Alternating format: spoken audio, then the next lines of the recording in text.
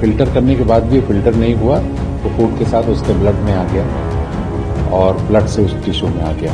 मैं बहुत घबरा गया कि ये प्लास्टिक कहाँ कहाँ है।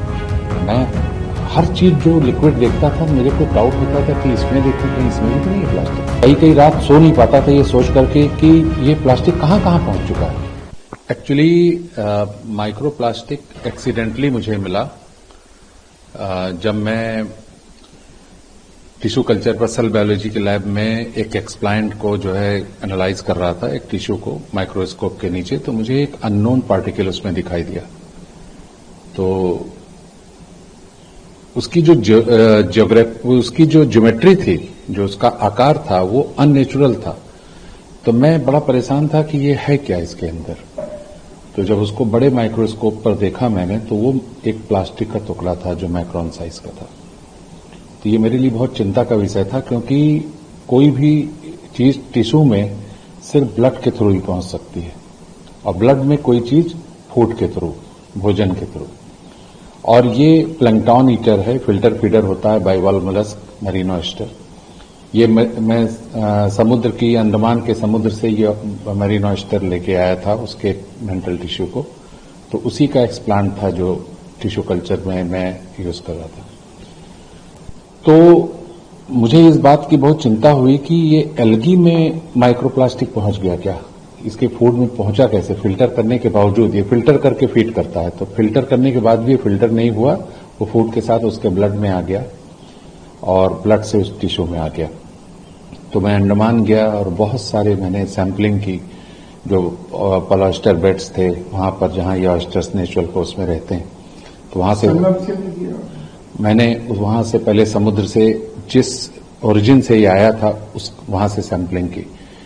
समुद्र से जितनी भी समुद्र से मुझे सैंपलिंग मिलती गई रास्ते में, हर जगह को टैग करके मैंने जो है उसका लाइट एंड लैंगिट्यूड को रिकॉर्ड करके उसको सैंपलिंग की। तो जब उसको एनालाइज किया तो उसके अंदर हर सैंपल में मुझे समुद्र के पानी के माइक्रोप्लास्टिक मिला। फिर मैंने नदियों में देखना शुरू किया। मैं इलाहाबाद में संगम से भी पानी कलेक्ट किया और जितनी भी नदियां मुझे मिल रही थी, जो भी वाटर सोर्स मुझे मिल रहा था, पॉन्ड था, स्ट्रीम्स वाटर के जो भी थे, मैंने वहां से सैंपल लिया। सब में मुझको माइक्रोप्लास्टिक मिला। मैं बहुत घबरा गया कि ये प्लास्टिक कहाँ कहाँ है। मैं हर चीज जो लिक्विड देखता था मेरे को डाउट होता था कि इसमें देखूं कहीं इसमें भी तो नहीं है प्लास्टिक। एक दिन मुझे चाय दिया गया, मैं चाय का कप लिए हुए था तो मुझे देखा टी बैग है। टी बैग को जनरली हम समझते हैं कि कागज का बना हुआ होता है जो डिप करते हैं।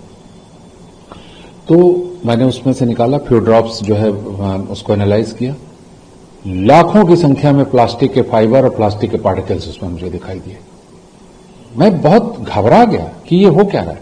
फिर दुनिया के कई जगहों पर मैं उस समय यात्रा पे था, Costa Rica, Singapore, Malaysia, Thailand, जहां भी जाता कोई भी पानी मिलता मैं उसको सैंपल लेता। इवन बॉटल पैकेज्ड वाटर जब मिलता उसको मैं सैंपल रख ले। फ्लाइट में बैठा हुआ जो छोटी सी बॉटल पानी की देती तो उसका भी कुछ सैंपल मैं वाइल में रख लेता पानी को। और मुझे हर सैंपल में प्लास्टिक मिला। मैं कई कई रात सो नहीं पाता था ये सोच करके कि ये प्लास्टिक कहां कहां पहुंच चुका है।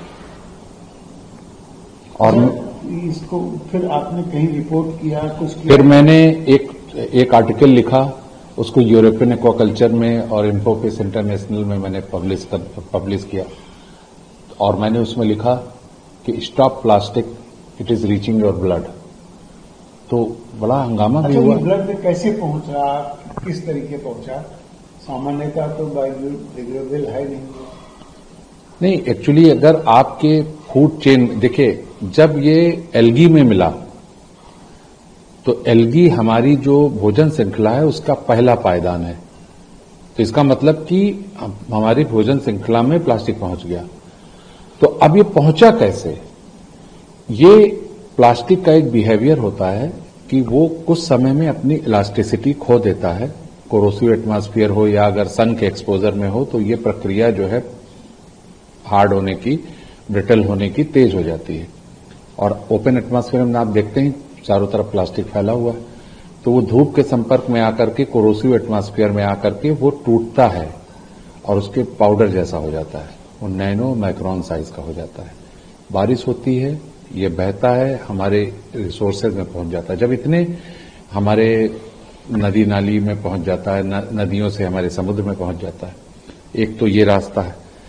और ये इतने छोटे होते हैं नैनो और माइक्रोन साइज के प्लास्टिक कि वो आपके ग्राउंड वाटर तक पहुंच जाते हैं, बोरवेल के वाटर तक।